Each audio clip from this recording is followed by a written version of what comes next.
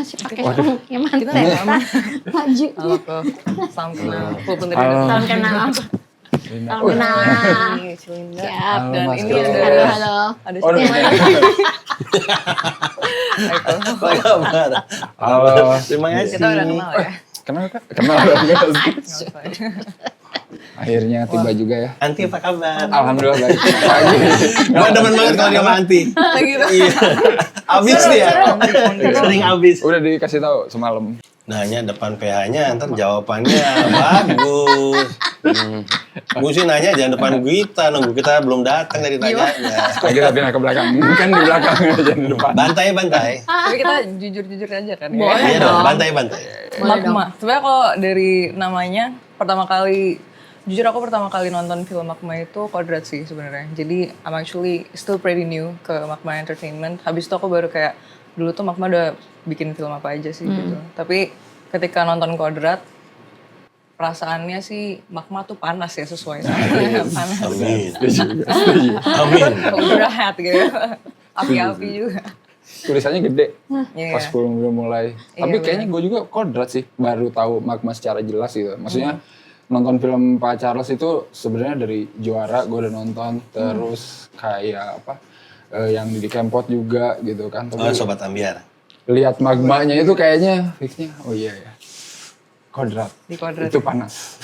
Siap. Dan akhir-akhir ini kayaknya bukan terasosiasi sih, lebih banyak mengeluarkan film horor, bener gak? Bener. Iya, jadi apa namanya, itu mungkin salah satu image yang kebentuk di kepalaku juga sih. Apalagi dari beberapa film horor yang keluar itu ada suatu identitas yang bisa di pick up, yang kayak tahu kalau oh ini dari Magma gitu. Iya. Yes. Tapi Magma sendiri, kalau boleh tahu, kenapa Magma? Iya, kenapa Magma? Ini kayaknya gue Suatu kelupaan hal deh, yang gue belum panas. tahu deh ya kayaknya. Yang menemukan nama itu Oke. kakakku yang satu ini.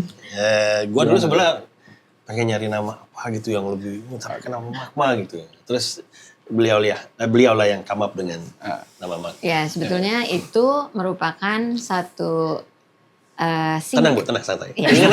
Ringan. agak deg-degan. Untung ininya di atas. Magma itu sebetulnya adalah singkatan. Oke. Karena nama PT penuhnya Hmm, itu adalah Magala Media Arta Makmur. Oke. Oke. Jadi kalau disingkat dulu itu Magma. Dan kenapa Magma? Salah satu filosofinya adalah begini. Biasanya kalau tempat yang sudah dialiri atau sudah dilalui oleh magma, tempat itu jadi subur. Filosofinya adalah kami kepengen siapapun yang bekerja sama dengan kami dan perusahaannya sendiri itu adalah perusahaan yang subur dan di sekelilingnya pun ikut merasakan dan menikmati kesuburan itu secara bersama-sama Mantap. dari sisi rezeki. Walaupun ada juga yang bilang sama gue gini, nggak salah Cik. Iya, gue bilang emang singkatan nama PT-nya begitu. Cik, lu tau kan ya, Magma itu ya itu tadi panas. Yakin lu, ntar orang takut nggak gitu kan? Aku bilang loh maksud dan tujuannya sebetulnya adalah beyond dari apa yang dilihat secara harafiah. Panas, menakutkan dan kayak harus ada letus-letusnya dulu ya. Tapi memang perjalanan kami selama Magma didirikan banyaklah letusan-letusan yang terjadi sehingga ya kami juga pada satu saat berpikir, Cigi, bener gak nih ya, kita mau tetap nih pakai Magma Iya. atau kita mesti memikirkan nama yang lain ya gitu. Sempat. Sempat Ya. ya. Oke. Dan kalau dibilang kan kami itu sebetulnya adalah anak dari, ya pasti anak dari bapak dan ibu kita sih.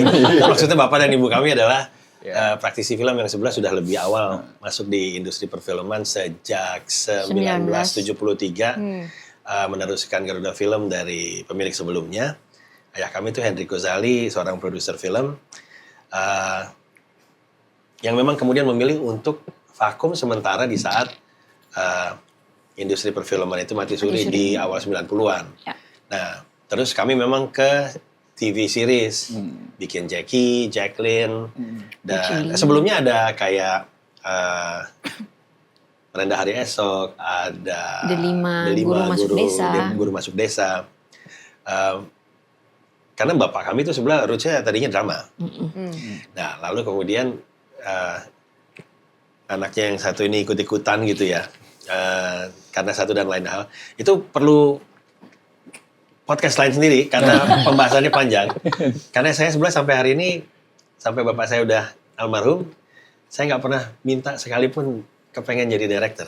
Nggak pernah bilang pengen jadi penulis maupun editor. Itu kayak ada jalannya sendiri sampai kemudian akhirnya saya hari ini ada di sini. Cuman panjang, jadi itu different story. Tapi kemudian pada saat karena kita hadir dengan zaman dulu kan sinetron seperti apa ya, terus kita hadir dengan action gitu genre-nya. Jadi kayak jadi semacam satu tren atau trendsetter yang kemudian dijadikan batasan, oh kalau bikin action tuh begini gitu pada saat itu. Jadinya kami satu agak sedikit terlalu lama dan terlambat masuk film. Di saat yang lainnya udah bergerak masuk, kita masih terus ngelarin tugas-tugas kami nih di broadcast gitu. Yang kedua, saya juga punya kekhawatiran karena saya kan nggak pernah sekolah film ya, dan berangkatnya justru dari TV yang sebelah punya pendekatan produksi sentuhan touch yang kemudian berbeda. Lu kalau lihat framing film series even Amerika sekalipun itu ada beda dengan kemudian framing film layar lebar gitu. Jadi pendekatan timing, pacing, tempo kita mesti mikirin ada commercial break tiap berapa puluh menit, itu cliffhanger-nya apa gitu ya, dengan film yang kemudian masuk ke satu tempat lama lampu dimatiin dan storytelling berjalan itu kan beda. Jadi pada saat kami dulu bikin sinetron banyak orang yang bilang, wah ini karena Pak Hendrik Magma atau Garuda Film pada saat itu kalau bikin sinetron kayak film ya. Nah, saya juga waktu lagi orang bilang, ayolah masuk ke film. Tar dulu, gue kayaknya nunggu mesti siap. Gue nggak kepengen orang bilang, lah kenapa pas lu masuk ke film kayak sinetron ya? Dan memang film pertama dan mungkin sampai kedua, film sinetronnya yang harus diakui memang masih ada. Saya belum bisa benar-benar lepas gitu untuk langsung kemudian lepas itu memang perlu transisi. Mulai Finding Sri Mulat, baru kemudian itu mulai melebur dan saya mulai lebih bisa nangkep dan megang feel cinematic yang kemudian dibutuhkan tuh harus lebih begini tanpa perlu kayak harus berusaha mensinematikkan segala pendekatan, tapi mulai agak ngerti dan flow-nya mulai nyaman gitu, keluar naturally. Nah, kalau tadi LG bilang Magma itu begitu, kalau lihat openingnya Finding Sri Mulat, intermezzo nih. Menurut almarhum Mas Gogon sama, kalau ini masih ada The Living Legend Mas Tesi. Jadi pas keluar filmnya kalau di tahun pertama, apa itu Tes? Magma, Mama, Magma, Mama, Magma.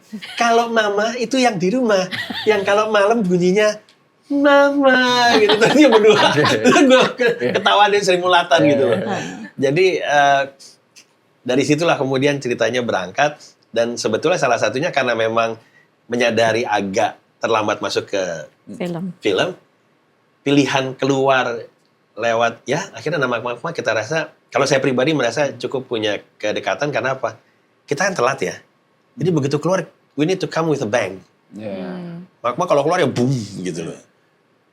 Jadi kita pastikan, kita yakin 2003 akte perusahaan kita sahkan pakai tumpengan. Boom. 19 tahun dan dunia baru meledak. Lama. Hampir nggak meledak. Hampir nyerah. Kadang plan A berubah jadi plan Z. Iya, betul. Begitulah kira-kira. Pantes di Jav Market gede banget ya. Buset. Lagi-lagi berasa sebagai company yang independen dan bukan major studio. Ya, we need to stand taller gitu, kayaknya ya maksudnya gitu. Dan aku bilang sama Charles, Tapi kami tetap harus humble ya. ya. Tapi aku bilang sama CG, ini juga jangan main-main ya, karena ke Jav Market ini kan presentasi ekosistem film Indonesia internally secara domestik, tapi juga secara internasional. Jadi aku bilang ini adalah sebuah bentuk komitmen. Jadi kami berdua sama-sama sepakat pada waktu itu, yaudah kalau memang mau ikut Jav Market, berarti Chris Lee ikut tuh. Oh iya, Chris Lee juga ikut. Logdan juga ikut. Betul. Ngobrol di Shangri-La. Yes, betul. Memutuskan kita masuk ke Jav Market atau enggak. Lu ada kan? Ada, masih ada papi waktu itu. Oh iya. Dia belum mau ngaku aja nih dia Magma. Betul, masih karavan. Padahal sih mah. Karavan itu Chrisley ya. Yes, Dibalikin. betul. Nah, jadi kami sama-sama berkomitmen bahwa kalau memang sudah mau berdiri dengan tegak, menyatakan sebuah karya, maka ya kita harus konsisten ya. Karena nggak bisa kemudian sebentar maunya kita begini, oh belum tercapai nih, jadi kita ngumpet dulu, abis itu baru kita muncul lagi. Iya. Jadi kita nggak bisa hilang timbul. Betul. Maka itu salah satu komitmen kami adalah kami akan tetap merasakan dan kami akan tetap menjalani apapun itu yang ada di dalam ekosistem perfilman Indonesia. Yes. Karena kami merasa kami berdua ini besar dari industri perfilman. Kami tumbuh besar. Kami tumbuh besar. Saya semakin besar ya, gitu. Tapi agak sensitif jadi. Saya memang semakin besar sekarang ininya. Iya. Maksudnya Lagi usaha. jadi kami tumbuh dan berkembang itu dari dulu ya karena orang tua berjuangnya di industri perfilman. Yes. Maka ini adalah bagian dari kami sebagai generasi penerusnya untuk bagaimana caranya juga mengembalikan respect dan mengembalikan juga rasa kecintaan kami terhadap industri Iya. sinematik, ya film, terutama film. Tapi tadi Ko CG sempat bilang 19 tahun menunggu dari pertama kali 2003. tumpengan meletus dari pertama kali meletus Sampai Sampai 2022. Iya, mendinginnya karena Magma kan mendingin baru dia mengeluarkan benefitnya. Mendinginnya 19 tahun gitu. Tapi selama 19 tahun itu apalagi nih di suatu industri yang bilangnya gimana ya? Suatu industri kreatif yang memang butuh mengekspresikan sesuatu, butuh passion juga. Tapi selama 19 tahun itu mungkin belum sesuai yang diharapkan. How did you guys like manage your consistency, passionnya sama kayak tetap keinginan dan terus bermimpi gitu? Karena itu suatu hal yang susah menurut aku sih. Jatuh bangun. Jatuh bangun. Jatuh bangun. Betul. Aku mengejar. Jadi baru udah mau nahan lagi. Tapi nggak tahu. Harus ada lagu emang. Gue setuju. Jatuh bangun. Tapi jatuh bangun dan sebetulnya dengan dukungan dari orang tua dan tim. Ada Chrisley, ada Dok Dan gitu ya. Ada Mas Yono, Ada Pak ada Mas Erwin. Imron, Pak Erwin, Pak Dede gitu. Ya. Itu mereka yang kemudian udah puluhan tahun ngikut. Jadi co-director saya tuh Imron Naikai kalau lihat di film itu udah 30 sekian tahun bareng. Line producer Haryono Parsar itu udah 30 sekian tahun bareng. Dari sejak serial, ya kan? Dari Iya. sejak Kita bikin ya. TV. Oh, Ya dari bahkan kita semua tiga-tiganya belum ada yang nikah. Oke. Itu dari bujangan tiga-tiganya. Jadi Bestie. bukan bestie lagi. Bukan bestie lagi. Waktu ayah kami berpulang, jalan pakai ambulans, dia ngotot mau ikut di ambulans. Gue bilang, gue yang ikut di ambulans gitu, lo ikut mobil belakang gitu kan. Enggak, gue mau ikut nganter di belakang. Ya boleh nganter tapi di belakang. Gue duduknya di samping bokap nih di belakang. Gue juga mau di belakang. Segitunya ya. Segitunya Nyes. Ini juga ngikut, Udah gitu kan. suruh pulang ngikut. Iya datang malam-malam gitu. Jadi Bawa makanan. ya kami bahagia punya dukungan dan teman-teman yang Dok Dan salah satu yang waktu itu pas kita lagi meeting setelah salah satu film kami mendapat angka rilis terendah. Judulnya nggak usah disebut ya. Silahkan dicek sendiri di IMDb gitu teman-teman. Kita pulang, jadi gue jualan tiket di salah satu bioskop sama pemainnya 2. Gue ngeliatin dari samping pemain gue jualan selamat siang, apa mau nonton apa? Kami sedang promosi film ini, terus kayak film apa gitu, dinyek banget gitu ya, sama yang datang nonton.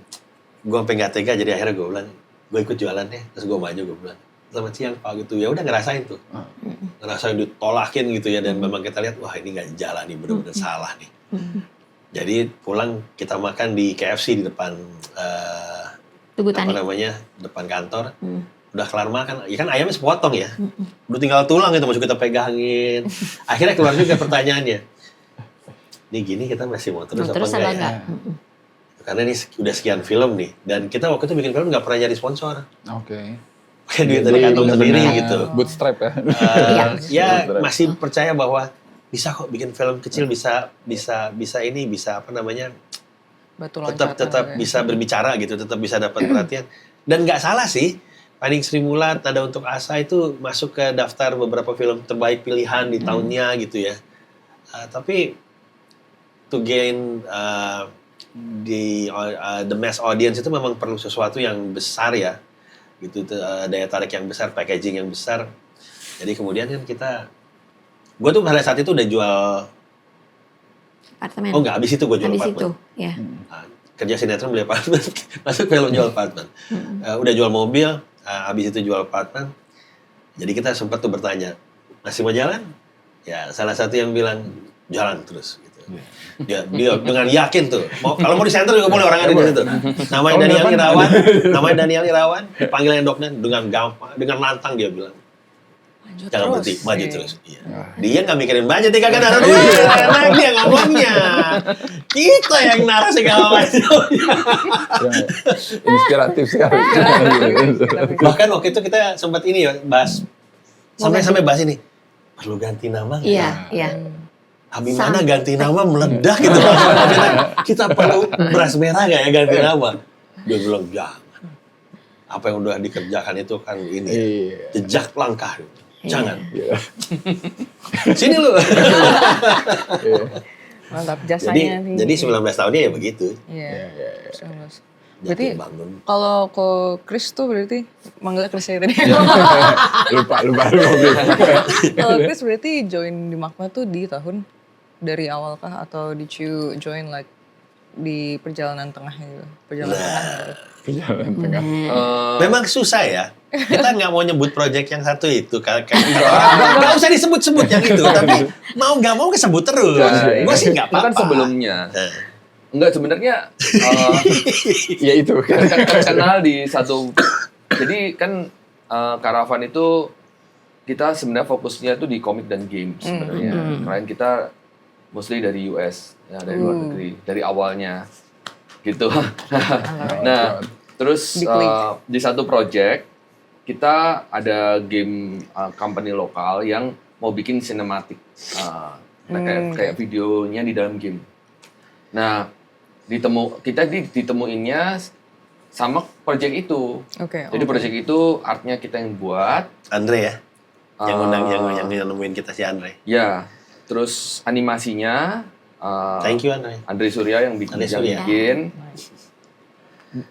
Saudaranya Charles. Di situ baru ketemu, tapi ya ketemu di project itu aja sebenarnya. Jadi terus apa ya? Selesai project terus kita Udah nggak ketemuan lagi.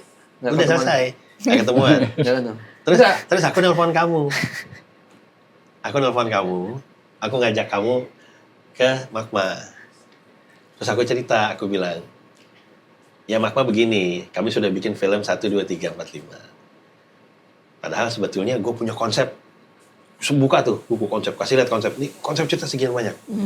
Terus dia bilang, lah ini kenapa nggak dikerjain? Ya nyari, sekarang gue merasa sama LG, ini mesti punya dukungan investor kuat.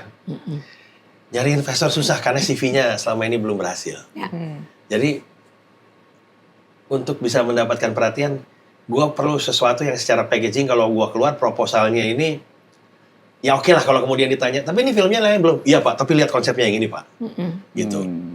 Oke, yang kemarin belum banyak yang berhasil, tapi lihat konsepnya yang ini. Nah, aku perlu aku lihat dia tuh kalau bikin artwork gila bagus banget dan company-nya kan luar ya. Dia bikin komik, sebutlah nama komik luar negerimu yang kau bikin. Apa itu? Enggak, dulu saya gambar untuk G.I. Joe, Transformers. Oke. G.I. Joe? Transformers. Sampai sekarang masih ngerjain Transformers juga. Terus Oke. ya banyak yang lain lah, Ninjago dan lain-lain. Jadi karena itu gue bilang gue perlu lu. Iya. Ya boleh, dia bilang. Kita bikin yang ini ya. Kita mulai dari ini. Proyeknya namanya Kampung Kubur. Kamu kubur dulu ya? Iya. Itu yang pertama kali gue Yang pitch ke lu, Kampung Kubur. Oh iya, ini bagus ya bilang. Boleh, iya. Mau ya Chris? Mau. Terus gue ajak dia salaman. Gue masih ingat banget, gue ajak lu salaman, terus gue bilang, tapi aku nggak punya budget. Tapi aku nggak punya budget. Karena gue pernah ketemu seorang drawing artist buat nyoba bikin kayak apa ya, storyboard. Storyboard, ya. Satu lembar aja, satu gambar, satu lembar. Itu waktu itu tahun pirang yo. 2000-an. 2010 kali ya? Iya masih awal ya. Iya. Masih 2000 segitu. Dark Eden. Iya. Itu bisa itu lebih. Dan gambarnya ya biasa aja, nggak ada color, nggak ada apa gitu, nggak ada ini. Line art gitu. Jadi, gitu ya. iya, jadi gue Sketch. begitu mikir, gue mau gambar yang dia bikin udah jadi dan polish kayak begini, gue bilang, Berapa? ini berapa kan? Jadi makanya habis salaman, gue pegang dulu tangannya. Alhamdulillah, salaman dulu ya. Terus gue lihat tuh, tapi aku nggak punya budget. Kalau kamu tertarik, baru tuh gue lupa, gue bilang, kalau lu tertarik sama konsepnya, boleh nggak apa yang lu kerjakan dan artwork lu investasikan jadi bagian dari proyeknya. Begitu proyeknya jalan, gua nggak akan ninggalin lu. You'll become a part of it. Gitu. Kalaupun lu nggak naruh investasi atau apapun, semua artwork lu, mari kita value dan itu bisa jadi bagian dari part investasi. Jadi gua dibantuin sama Chrisley sampai akhirnya kemudian bergerak sampai dapat proyek yang kemudian namanya Gatot Kaca itu. Sebut aja nggak apa-apa. Gatot Kaca. Yang terus nggak jadi. Iya. Ya, tapi kan nggak apa-apa ya. Apa-apa. Karena kalau Gatot Kaca, orang banyak yang bilang, Gatot Kaca kalau waktu itu jadi, lu pegang mungkin belum ada kodrat. Betul. Gitu. Nah jadi, tapi Gatot Kaca sebetulnya mempertemukan kami dengan tim yang hari ini. Iya. Oke. Ya. 90% lebih kru yang ada hari ini adalah kru dari Gatot Kaca yang waktu itu sama-sama nggak jadi semua, dibatalkan, dan dengan itu, apa ya, rasa kekeluargaan, Bersama. rasa senasib sepenanggungan itu yang kemudian bikin, yuk bikin apa yuk gitu. Iya. Jadi sekarang ya rata-rata kalau kita bikin apa Sampai mereka sekarang ya ada berarti. tuh. Sampai Sampai film hari terakhir. Oke. sampai hari ini. Tapi film terbarunya Terbaru. terakhir dong. Oh iya, sorry. Film Iya. terakhir yang saya Yang tonton. terakhir lagi rilis tuh. Lagi mau rilis. Saya tonton. Gue Cina jadi agak yang begitu-gitu agak ini sensi gue. Ya jangan terakhir yang Nggak boleh terbaru. gitu. Jangan manifestasi jelek-jelek. Bener, manifestasi yang bagus-bagus. Manifestasi Bener. Betul. Ya. Jadi itu ceritanya kalau Chrisley ada di Magma, Nokdan ada di Magma, teman-teman kami. Dan kenapa semua work yang biasanya ada selalu dari Chrisley, karena memang dari awal gue ngerasa salah satu orang yang karya seni dalam artwork paling baik adalah dia. Semuanya berarti Mas Kris, dari konsep karakter sampai font, Topeng, semua topeng berarti yang sama. desain dia, Dia. baju, warna, dari font. proposal sebenarnya. Dari proposal, dari Iya, deck. dari deck. Betul. Bener. Moka poster kodrat yang pertama itu Oh, tahun iya. berapa udah lama banget. Oke, iya. Poster yang klasik itu berarti Iya, Mas Kris iya, yang Chris. bikin ya? Semua yang bikin dia. kodrat Chris. yang Iya. pertama keluar. Yang itu. vintage. Iya, yang Iya. vintage itu. Oke, itu terbaik sih. Salah satu poster Yes. yang oke. Dan jarang dia ada dan dia yang dan dia gitu. perfeksionis ya. Nah, Jadi udah jadi kan. Sama lu berdua perfeksionis. Iya. Astaga. Jadi begitu udah jadi gitu kan, udah dapat filenya, gue bilang aku kan dulu kita belum seperti sekarang ya, udah kelar. Aku minta file gedenya Chris ya, udah gini ya. Terus begitu pas dapetin investasinya, oke kita mau jalan. Ini kita mau ini kita cetak jadi. Begitu gue bilang mau gue cetak, kemana cetaknya? Ini kita mau bikin gathering buat investor, kita mau bikin ini. Ditaruhnya mana? Di bioskop. Lu nggak bisa. Treatment, aku pikir cuma di proposal. Kalau di bioskop mesti tak rapin lagi, mesti tak gede lagi. What? Paling ini saya, gue bilang gila. bener. Dapat budget Ra? Enggak, tapi pokoknya. Salaman dulu. Salaman lagi. Soalnya dari awal nggak ada budget. Bagus, Mas. Ini harus diikutin. Cara kerja sama seperti ini. Salaman di hall. Iya. Makasih dong. Oke. Terima kasih ya. Luar biasa, Chris. Tapi berarti konsep artis berarti seluruh direction seni yang Iya. ada di dalam project. Ya kan? Dan ya dibantu Frans Paat ya. Ya. Kerja sama Chris dengan Om Frans Paat ya luar biasa juga gitu.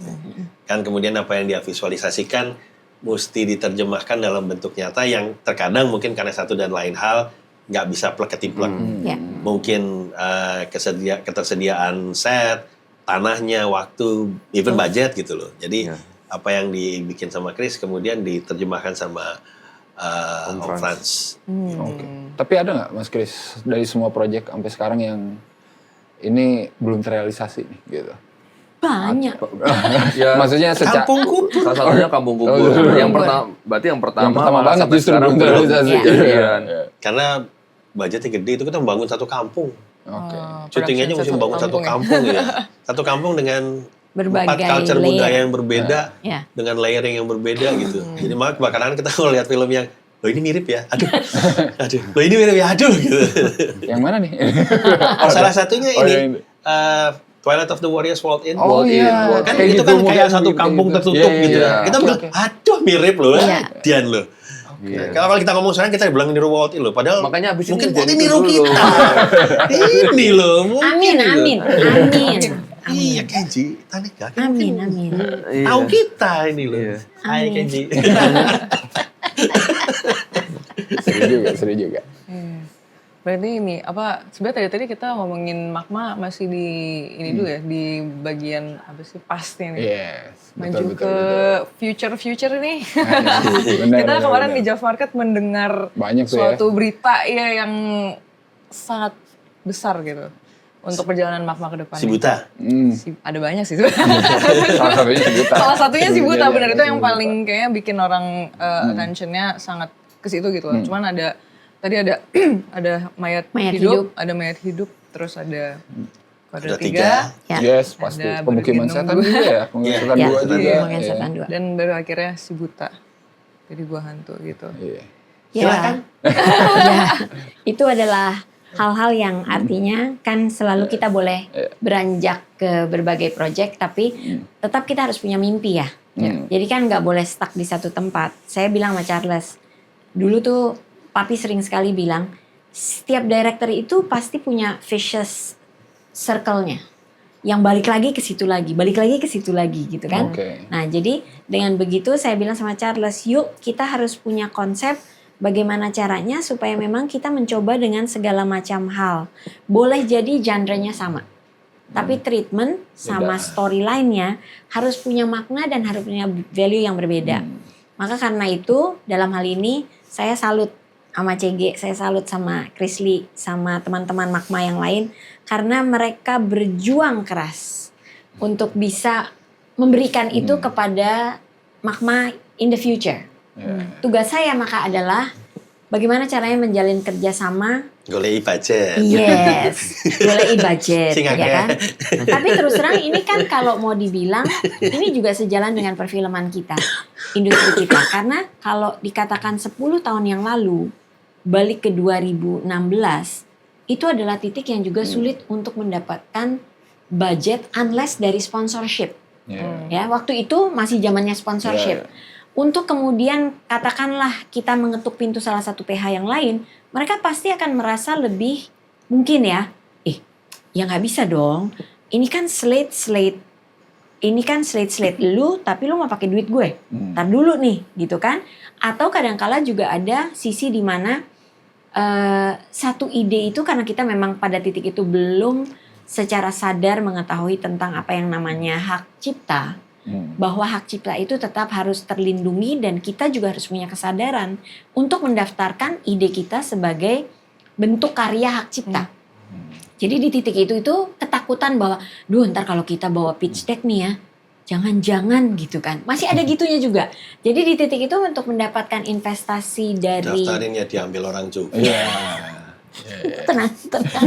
Jadi pada dasarnya ketika kita berupaya 10 tahun yang lalu untuk mendapatkan investasi, itu salah satu pergulatan yang luar biasa.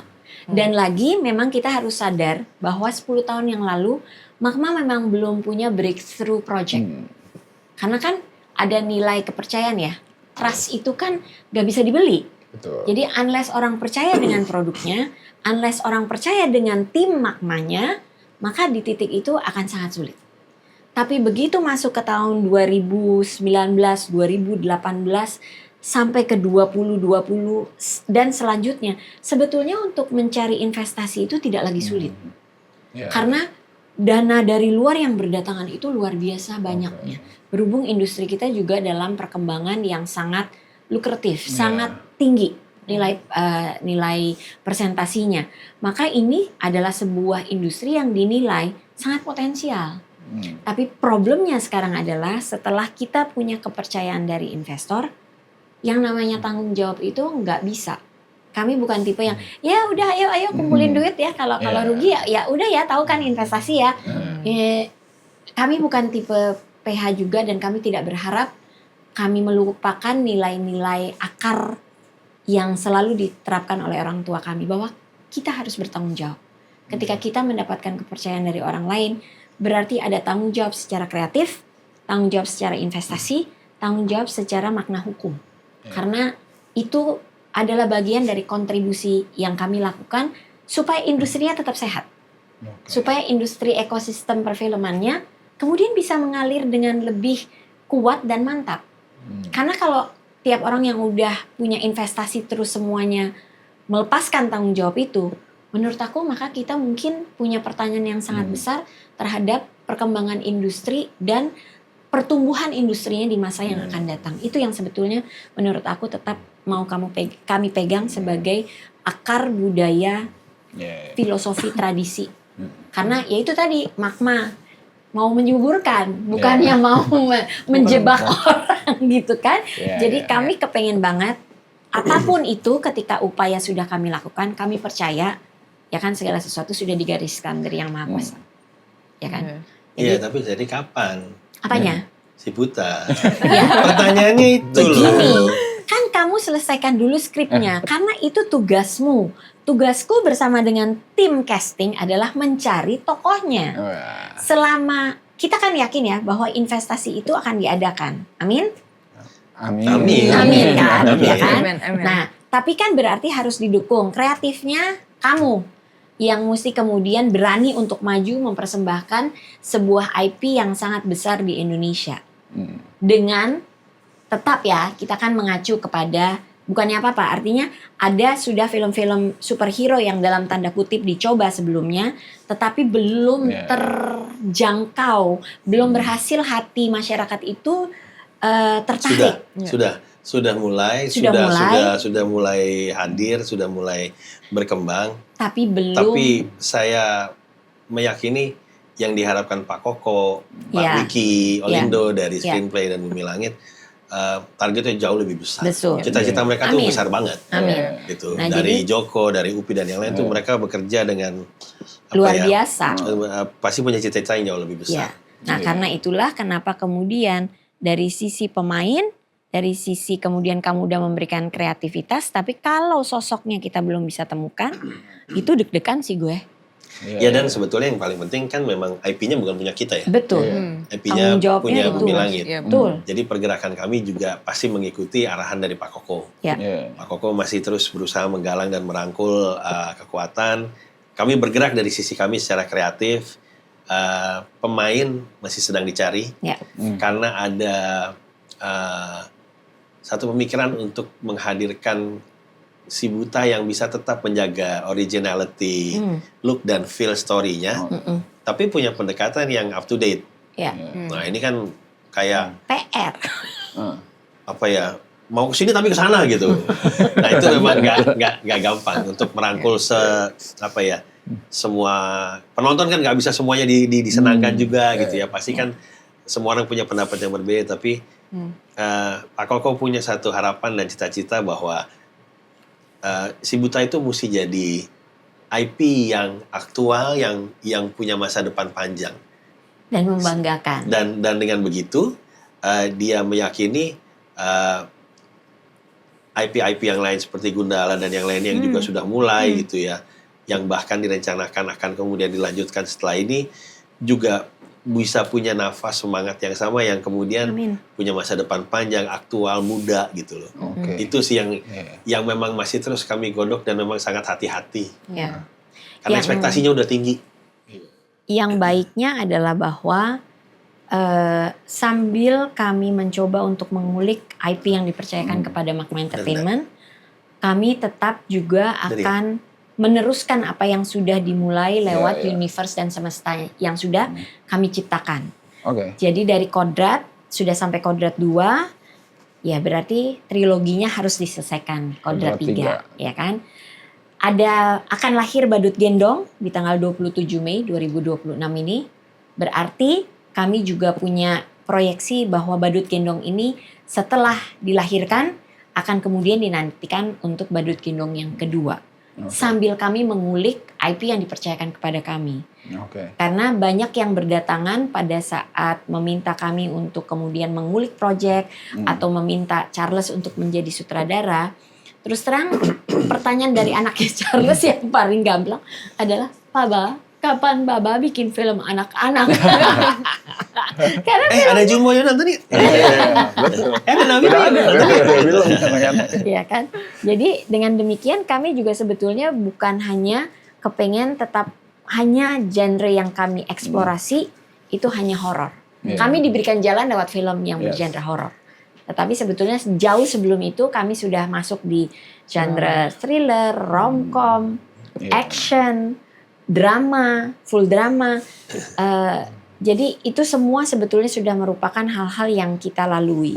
Iya. Jadi kami tetap berharap bahwa kami adalah rumah produksi yang akan tetap rendah hati bekerja sama dengan siapapun Iya. dan mencoba untuk bisa menaklukkan tantangan apapun yang diberikan dan dipercayakan kepada kami sebagai tim. Ya. Berarti kalau secara timeline, Badut Gendong akan tayang, setelah itu Mayat Hidup gitu ya? Setelah itu Si Buta gitu ya? Ini omongan gue aja gitu. Setelah itu Generasi 3, bener gak sih? Kan biar seru ya. Iya. Kan kalau podcast kalau seru kalau banyak spillnya ya. Ini bener kan nih? Ada Prediksi, satu prediksi. IP baru lagi. Bukan IP baru. Ada satu IP lagi Iya. yang sedang berkolaborasi dengan Magma Entertainment dalam bentuk penulisan Penulisan skenario. skrip. Penulisan Oke. skenario.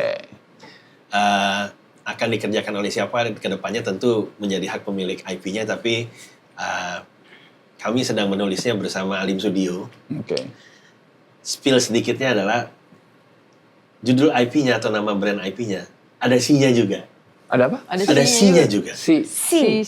Jadi setelah Si Buta dari Gua Si Hantu, Pitung. bukan. Bukan. Ini gue lagi nyari nih. Cekin ekspresi udah. Ada si ya? Ada Oh, Ada iya. si. Ada C-nya. Siapakah itu ya? Horor? Bukan. Bukan. Oke. Si manis tadi jebak ya. Eh, Karena si itu udah banyak di Indonesia. modern. Modern. Modern. Ah, tuh. Si Boy.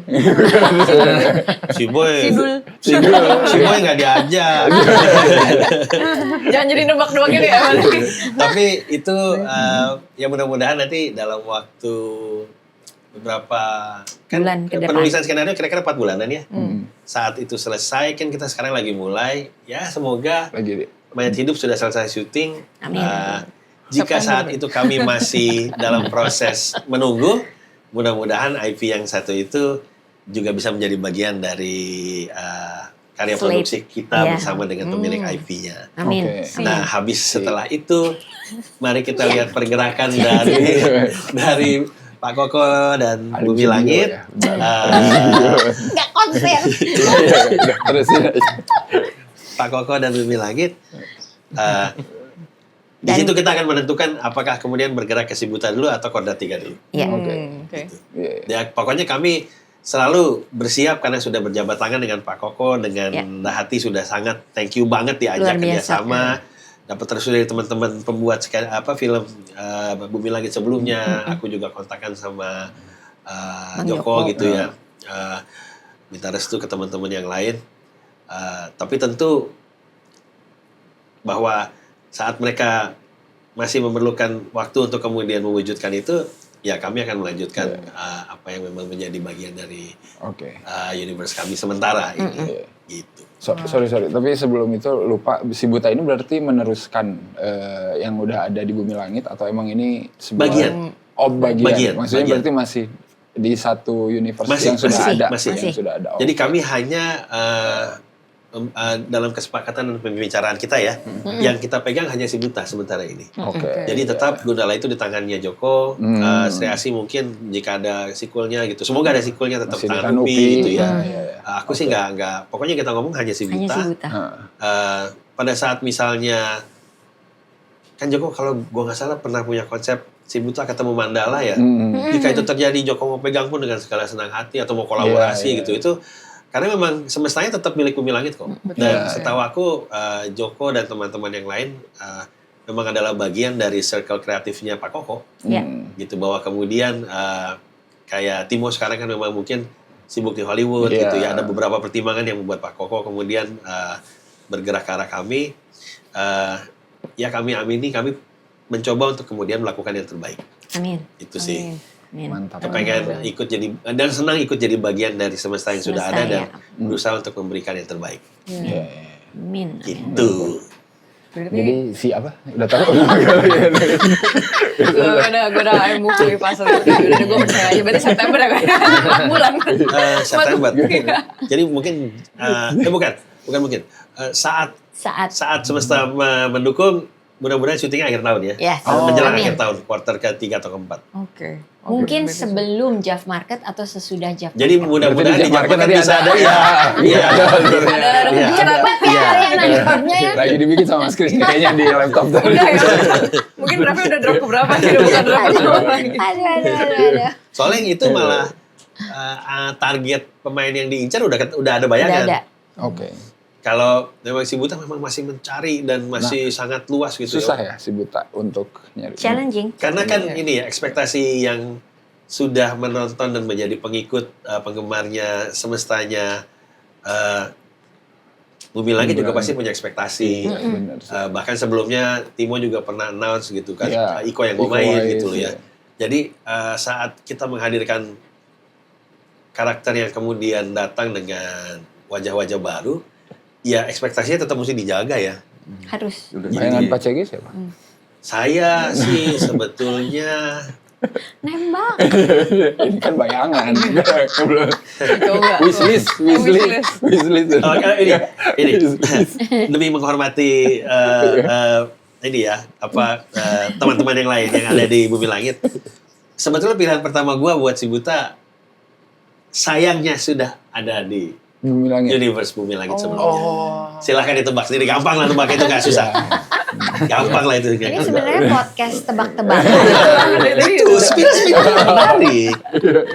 Oh, karena udah ada. Sudah ada, Sudah ya. ada. Oh, tadi bayangannya yang itu ya. Iya. Gampang gitu, yang dikerucutkan. Iya. Tapi berarti akan ketemu lagi yang akan bisa sangat pas sih. Semoga. Semoga. Bantu doa ya, mohon restu ya. Amin. Tapi aku penasaran sama perasaannya, aku panggil ada kaknya deh, aku tuh kan panggil nama gak ada imbuhan depannya tuh kayak aduh ini banget. Kak Chris ya? Kak Chris kan bikin komik udah dari karya US gitu, maksudnya udah banyak kan Transformers, G.I. Joe yang mereka punya cerita bisa dibilang heroism, tapi sekarang akhirnya dapat project yang bisa diadaptasi ke film dan itu adalah sederetan pahlawan-pahlawan Indonesia gitu. How did you feel about that? Dan akhirnya gimana nih? Apa ada pressure-nya kah? Atau ada visi yang mau dikejar mungkin? Kalau baca komik kayak Gundala Si Buta, dari kecil memang saya bacanya komik. Nah, Terus Sableng. Sableng bukan komik. Oh, bukan komik ya? Itu novel. Novel. Kamu hampir kejebak tapi pintar. Iya, jadi memang dari kecil saya pengen jadi komikus dan memang udah bikin komik. Jadi ketika saya akhirnya bisa dapat beasiswa sekolah komik, ya saya mempergunakan sebaik mungkin. Makanya akhirnya saya bisa dapat kerjaan di sana. Dan ketika saya pulang, kerjaan dari sana memang terus ada aja. Nah, cuma memang mimpi saya sih awalnya memang ingin bikin konsep art untuk film luar negeri, Hollywood. Setelah lihat Star Wars dan lain-lain. Cuma mikir-mikir, wah kayaknya circle-nya mereka tuh very close and tight gitu, kayak ada guild-nya di sana, sehingga kita dari luar tuh mau nebus masuk agak susah. Along the way, saya memang banyak berkreasinya di komik dan mostly memang komik heroism lah, pasti ada hero-nya gitu. Kemudian makanya saya suka dengan konsep-konsepnya Charles karena ada hero-hero-nya gitu. Jadi itu yang feel-nya itu sih. Sosoknya boleh tidak pakai kostum caper, tapi filmnya tuh seperti itu gitu. Value yang dibawa karakternya. Benar. Dan dalam perjalanannya memang sangat beruntung lah bisa banyak mengerjakan film-film yang superhero. Contohnya dari Bumi Langit, semuanya kan saya ngerjain. Terus kalau film luar negeri akhirnya tercapai, saya ngerjain Shazam 2. Shazam. Shazam 2 ya? Shazam 2. Iya. Monkey Man. Monkey Man. Monkey Man juga. Old Guard. Oh iya, ada Season 2 tuh udah dipegang Kak Chris berarti. Jadi karena film Hollywood itu kan besar juga. sekali dan Iya, levelnya action. banyak sekali. Oh, iya, Jadi iya, iya, baru. production designernya itu membagi pekerjaannya itu ke banyak tim. Di seluruh ada tim yang di sana. Kebetulan kita udah pernah berapa kali kerja di project yang sama dengan production designernya. Saya kebagian set dan props. Nah, set yang paling besar di film itu yang Library of the Gods itu, yang dia masuk terus kemudian ada banyak tower-tower, ada buku, kemudian ada origami yang bisa terbang, terus kemudian ada pen yang bisa nulis sendiri. Itu yang paling besar kan ya? set paling kompleks dan paling besar. Siapa yang bikin, Chris? Wow, keren. Kak kami gitu. Nah itu Wey. 1 bulan paling 1 set doang. Oh, Jadi memang pace kerjanya itu sangat waktu ya? memang beda juga. Jadi setiap hari kita revisi, tapi 1 bulan cuma jadi 1 set. Nah, Gitu. iya. Terus sih, jadi akhirnya ya memang boleh dibilang apa ya, sudah cukup tercapai lah cita-cita saya ini Amin. kerjain komik superhero gitu. Sekarang mungkin saatnya bikin superhero sendiri ya, maksudnya superhero kita sendiri. Gitu. Kodrat jadi superhero loh sekarang. Ya sudah betul. Walaupun tidak di ini, tapi sekarang jadi superhero loh. Unofficial hero gitu ya. Iya. Mbok bikin merchandise apa ngono? Jaket. Jaket. Boneka plush. Jadi bisa bobok sama Ustadz Kodrat gitu. Bobok sambil meluk Ustadz Kodrat. Tapi kalau Lucu loh. kalau boleh nanya, sebetulnya Chris kan banyak sekali yang semua lebih desainnya luar negeri ya. Jadi ketika Charles datang dengan universe Kodrat, sebenarnya apa yang Dan sangat membuat Indonesia. yang sangat Indonesia? Apa yang membuat dirimu tertantang atau dirimu tertarik? Kenapa kamu nggak bilang gini, Tak paksa. Charles sebentar? Tak paksa, tak ancam. Sambil salaman ya. Mau ya, mesti mau loh. Ya kan Chris, soalnya kan unsur religinya kan lumayan kental ya Chris pada Ya. titik itu. Ya. Lu nggak punya apprehension kah ketika Charles mengatakan gue mau bikin film tentang Ustadz gitu loh? Ustadz yang berantem. Oh, enggak sih, saya memang pas baca skripnya itu saya langsung kebayang Konstantin. Itu aja, udah jadi dari situ udah sebenarnya sold gitu, pantesan. udah oke gitu. Masalah looknya ya nanti kita desain aja, setannya kita desain, tapi overall konsepnya saya sudah suka sih. Gitu. Yes, Ini yes. apa namanya, ada bayangan kayaknya tuh kemarin aku sempat ngobrol sama salah satu teman si bilangnya apa, si Neville. Salah satu teman si Neville, dia bilang kayak iya Kodrat itu sebenarnya kalau misalnya mau dikasih pembandingnya tuh sama Konstantin gitu. Pas gue pikir oh ya juga ya, berarti sampai visinya itu Iya. sampai ke penonton nih ya. Iya. Benar. Tapi disclaimer sekali lagi ya. Sejak awal Mas Asaf sudah mengingatkan bahwa menulis Kodrat itu harus memilih. Tidak bisa mau menggabungkan superhero dengan unsur keislaman. Iya. Karena superhero bisa apa saja. Iya. Iya. Itu merupakan fiksi. Kita bisa menerjemahkan, mengarang segala sesuatunya. Ya. Tapi unsur keislaman dengan banyak ajaran, dengan banyak hal-hal yang kemudian terkait dengan agama itu, kita nggak boleh salah.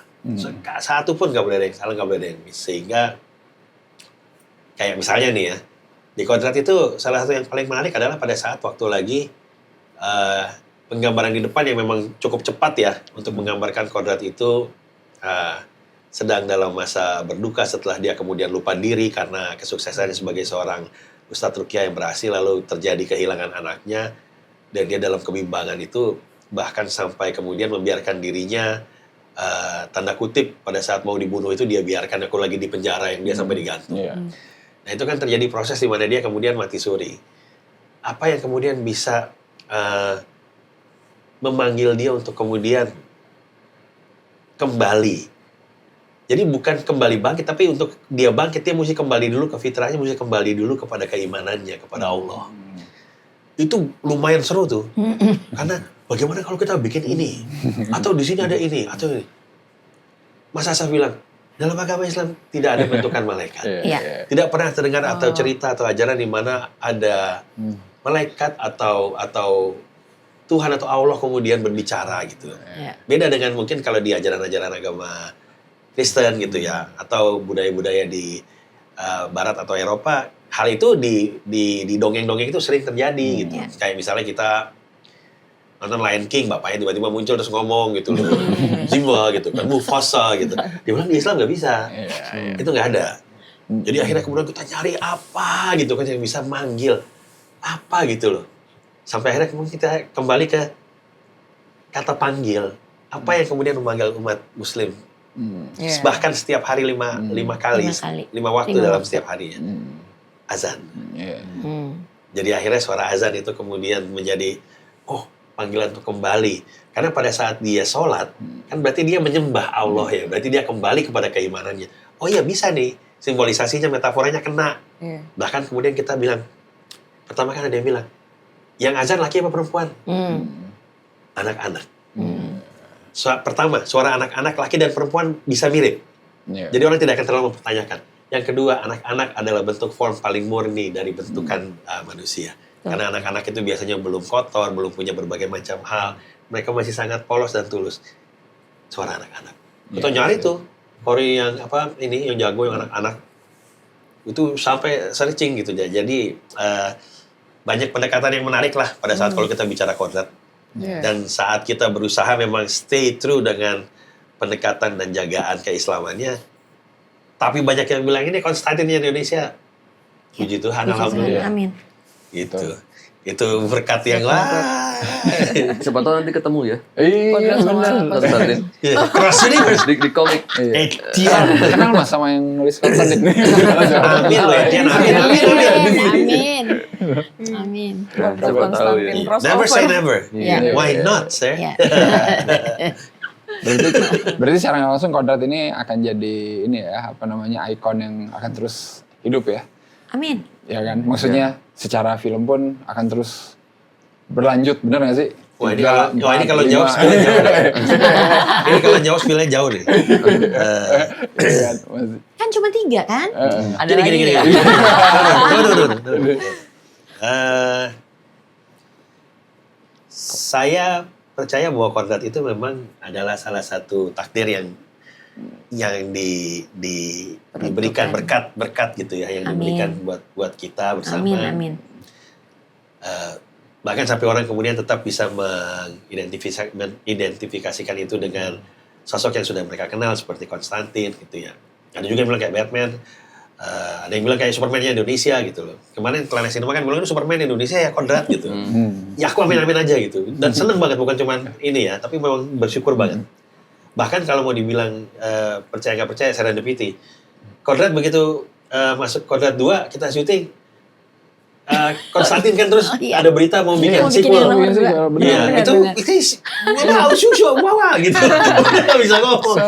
Nah, jadi aku percaya bahwa memang semua itu bukan karena kebetulan. Iya. Tapi kalau pertanyaannya,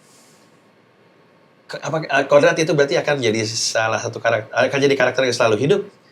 Jawaban saya adalah amin, dan semoga dia selalu hidup di hati para penggemarnya. Ya, karena cerita selanjutnya saya hanya sampai hari ini baru dikasih izin untuk menjawab. Kodrat itu adalah trilogi plus 1. Jadi trilogi adalah kodrat 1, 2, 3 plus 1 badut gendong 2, karena nanti akan terjadi cross universe. Kodrat bertemu badut gendong plus sebuah finale. Finalenya apa? Nanti. Finalenya 2 part ya nanti. Bener ya? Lo nggak tahu? 2 part ya finale. Lo Etienne lo. Kacau nih. Cenayang lo. Cenayang ini. Iya, niatnya begitu. Niatnya begitu. Di Tapi IMAX ya? back to back. IMAX ya? Syutingnya back to back. Oh ya, di IMAX. Tapi bener. Amin. Bener ya? Amin. Amin. Amin. Ya ampun, Perjalanan amin. yang panjang ini. Ya. Ya karena memang 19 tahunnya Magma akhirnya jadi ya lewat kodrat sih. Konsep skenario yang ada, ayah kami ya si Papi boleh suka Kampung Kubur, boleh suka Candu Asmara, boleh suka berbagai macam konsep yang lain. Tapi begitu dia baca skenario kodrat, lah kenapa ini nggak disuting duluan? Kita mulai nulis 2016. Begitu dia baca 2016 kita tulis, belum final dia udah bilang ini kenapa nggak di-shoot duluan? Kita nge-shootnya baru di belakang dulu 2020 akhir. Iya, dan 2021. Betul. Jadi begitu kita bilang kita izin, setelah pandemi, kita mau ngejar nih di saat pandemi untuk balik di saat bioskop pertama kali buka, kita masuk Pak Eko. Iya dari dulu saya udah bilang kenapa nggak ini yang di-shoot gitu dia bilang. Saya udah bilang dari dulu. Jadi restunya cepat itu saat itu. Ya. Bahkan orang tua kami merelakan juga ada salah satu aset yang sebetulnya mereka sangat sayang. Justru diperuntukkan supaya Kodrat di masa pandemi. Karena 2020, 2021 kan pandemi masih ya. pandemi. Jadi kami berhenti syuting itu 3 kali. Soalnya saya udah jual tadi guys. Udah jual apartemen sama mobil. Jadi pas Kodrat, papi, mami. Ya, jadi karena Kodrat. syutingnya dipotong masanya masa pandemi dan kami juga bukan kebetulan syutingnya itu opening dulu untuk meyakinkan para eksekutif produser Pertama dan itu Iya, sulit opening. sekali Sulit sekali. meyakinkan investor. ya. Semua orang begitu dengar konsepnya bagus, tapi belum Udah kebayang bikin secara film visual. Ustadz. Jadi gak usah Gitu. deh bikin film Ustadz. Loh saya bilang ada Omai Rama, Satria Bergitar. Itu dulu, Charles. Itu dulu. Ini rock and roll Ustadznya. Iya, tapi film Ustadz kamu yakin. Jadi kita harus syuting yang 3 menit yang point of view itu sampai Iya.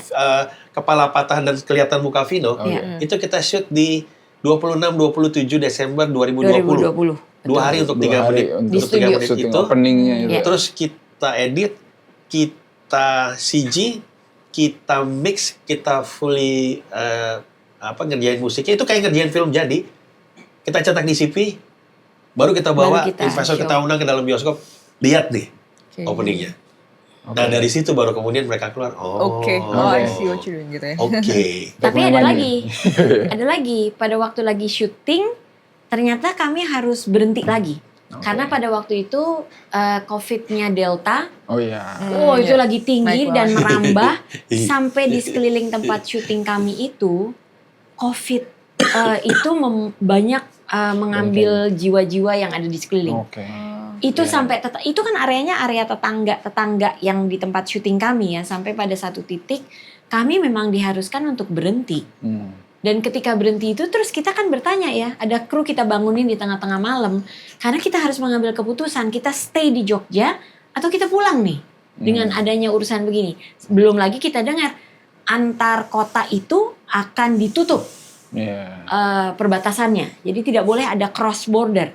Jadi pada titik itu kami membangunkan semua kru dan kita rapat sampai ada yang bilang, loh ini callingannya bukan jam 5 pagi ya, kenapa gue jam 1.30 udah dibangunin gitu kan. Tapi di titik itulah kami semua bersama-sama sepakat, ya udah pulang.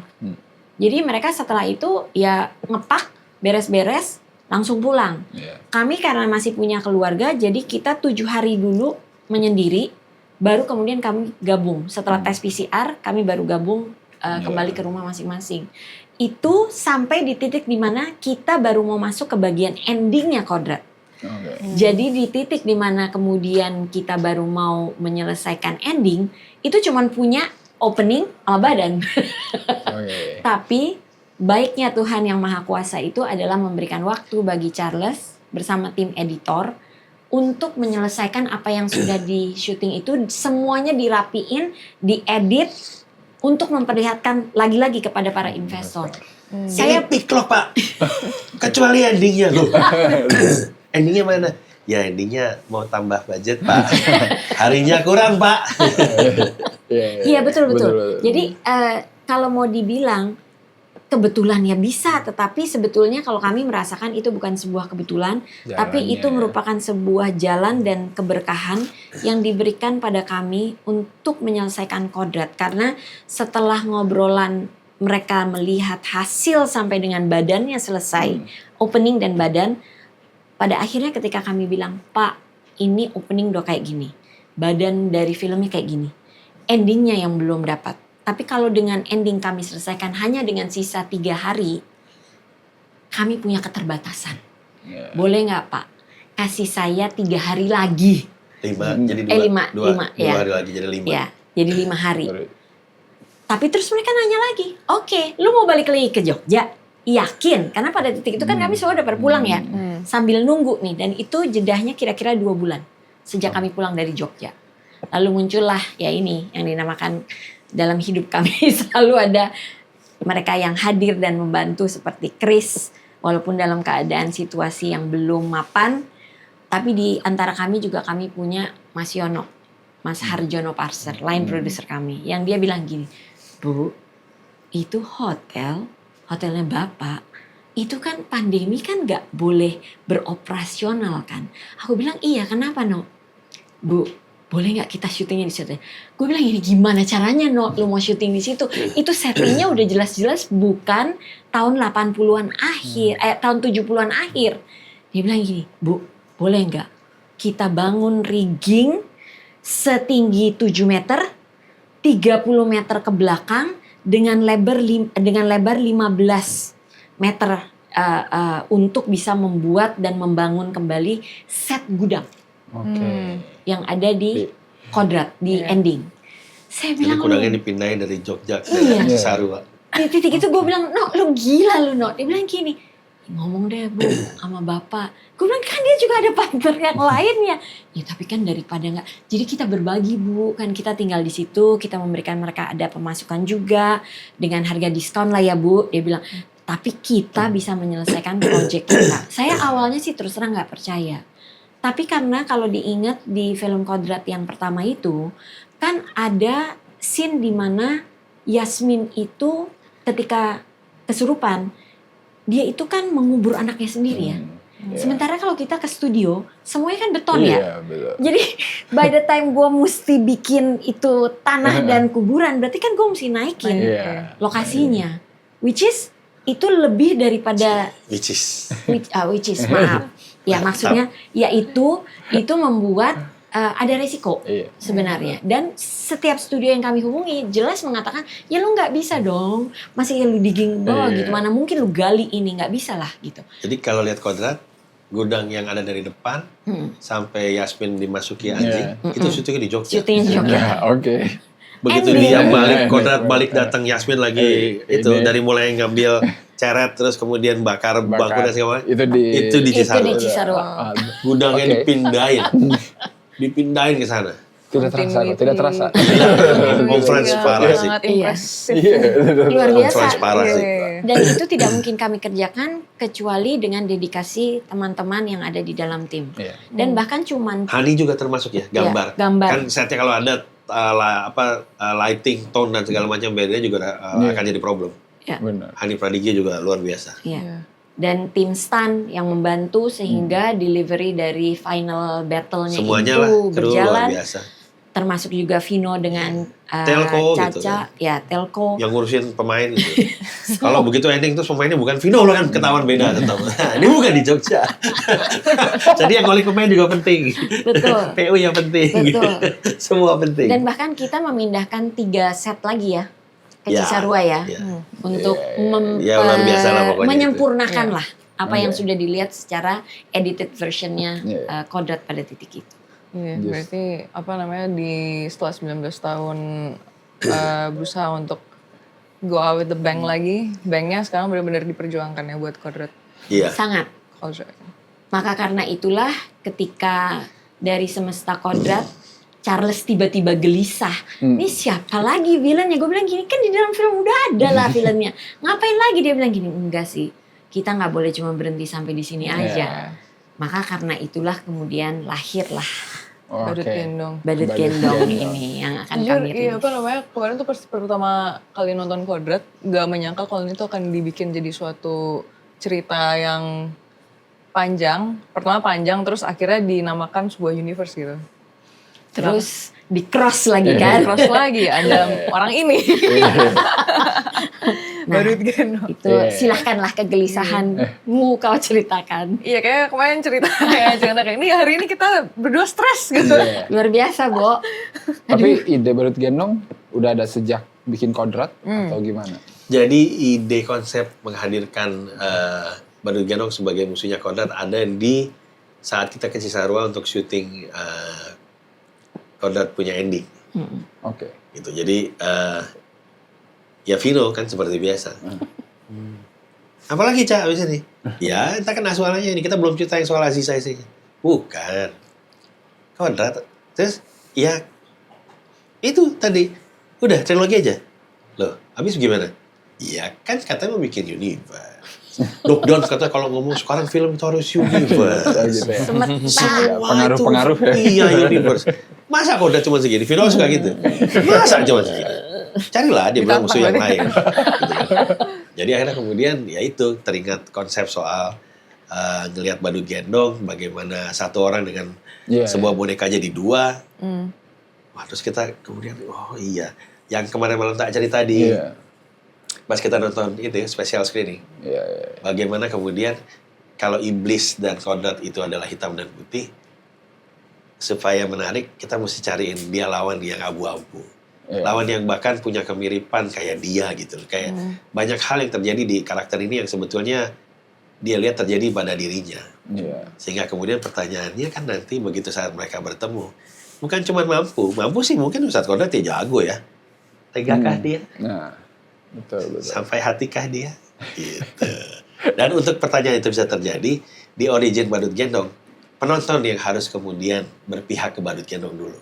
Iya, Gitu. Jadi makanya memang betul.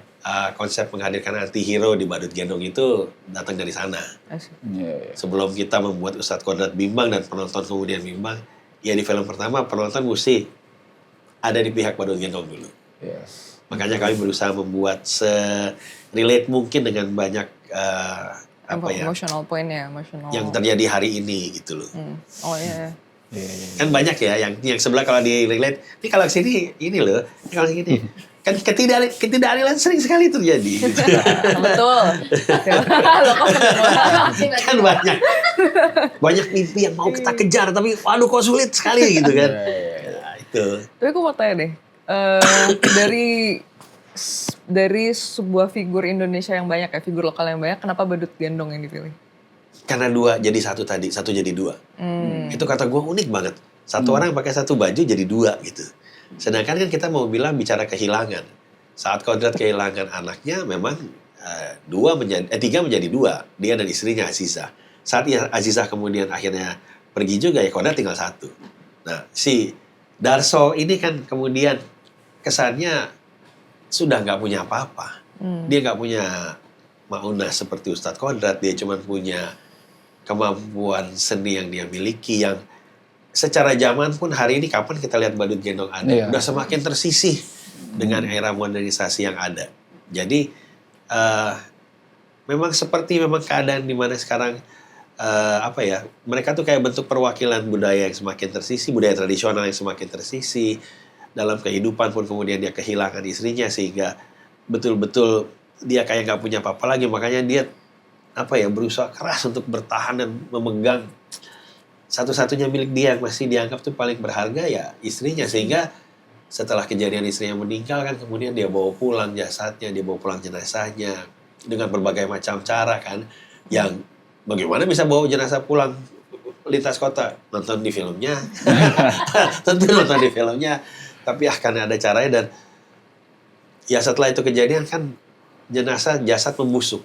Iya. Apa yang kemudian dia harus lakukan untuk zaman itu kan nggak ada foto, nggak ada kayak sekarang ya digital dan segala macam gitu. Apa yang bisa dia lakukan untuk bisa meneruskan, bisa melewati hari-harinya ke depan gitu. Dia butuh sesuatu untuk bertahan gitu, untuk punya reason to live gitu, untuk bisa bangun tiap paginya. Iya. Jadi kayak wah ini nih. Jadi istrinya ada di boneka yang digendong ini. Dia satu tapi dua tapi satu gitu. Kayak match ya. Iya. Tapi aku salah satu hal yang aku notice tuh di cerita Kodrat dan juga Badut Gendong, sosok istri itu jadi salah satu katalis ya. Di kedua cerita Kodrat dan juga Badut Gendong, istri ini bikin adanya perubahan gitu. Iya. Walaupun akhirnya kalau di Kodrat 2 akhirnya siapa namanya? Aku lupa. Azizah. Azizah bener ya. Azizah. Akhirnya Azizah nggak ada.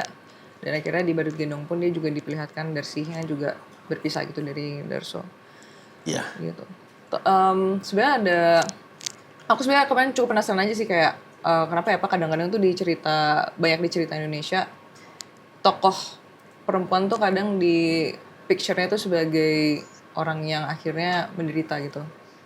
Apakah itu ada suatu value yang mau diangkat kah atau memang suatu hal yang ingin membentuk karakter-karakter ini gitu?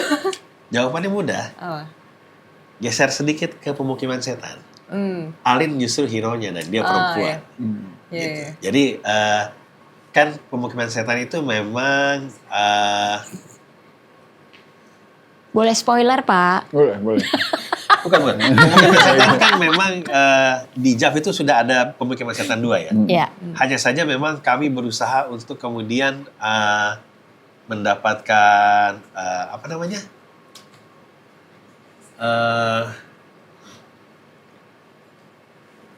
Pendekatan secara storyline yang lebih menarik karena sebetulnya kita ngelihat yang suka pemukiman setan cukup banyak nih. Terbukti hari ini kaosnya dipakai. Iya. Terima kasih. Itu kaosnya dipakai. Sosoknya langsung ada tuh ya. Dan yang nanyain ke kami kapan ada pemukiman setan 2, bukan cuma di YouTube, bukan cuma di Instagram gitu ya. Bahkan ada beberapa IP Investor yang yang belum datang. pernah bekerja datang bilang saya mau ikut tapi di pemukiman setan. Setan. Asli gak bohong. 2 IP itu kemudian datang dan salah satu yang datang hari itu akhirnya jadi IP di Badut Gendong dulu. Karena saya bilang pemukiman setan sabar. Nanti. Saya cuma merasa kita perlu perlu satu konsep yang jauh lebih kuat untuk kemudian memang membuat karakter Alin ini yang punya banyak potensi tapi jadi benar-benar jadi gitu loh secara utuh. Jadi kalau ditanya tadi apakah perempuan memang terkadang sering menjadi korban, saya rasa itu adalah satu template atau pola di mana penceritaan memang kadang mengarah ke sana. Makanya kalau di film Hollywood itu ada apa namanya istilah damsel in distress. Iya, damsel in distress. Tapi nggak ada yang nyebut yang kalau hero biasa kalau damsel cewek cowoknya apa dok? Apa ya? Damsel in distress habis itu apanya gitu. Ya, tapi pokoknya versi lakinya kan nggak ada gitu loh, laki in distress gitu. Yang dibahas ya damsel in distress memang ada satu pola masyarakat yang kemudian melihat ya seperti di Indonesia dulu banyak yang menganggap perempuan dapur gitu ya, tidak perlu sekolah terlalu tinggi. Apa yang diperjuangkan era Kartini kemudian kan mengubah itu, tapi pemikiran itu memang patriarki itu memang cukup kuat di banyak negara bahkan. Jadi mungkin itu juga berpengaruh karena film juga menjadi bentuk dari gambaran budaya.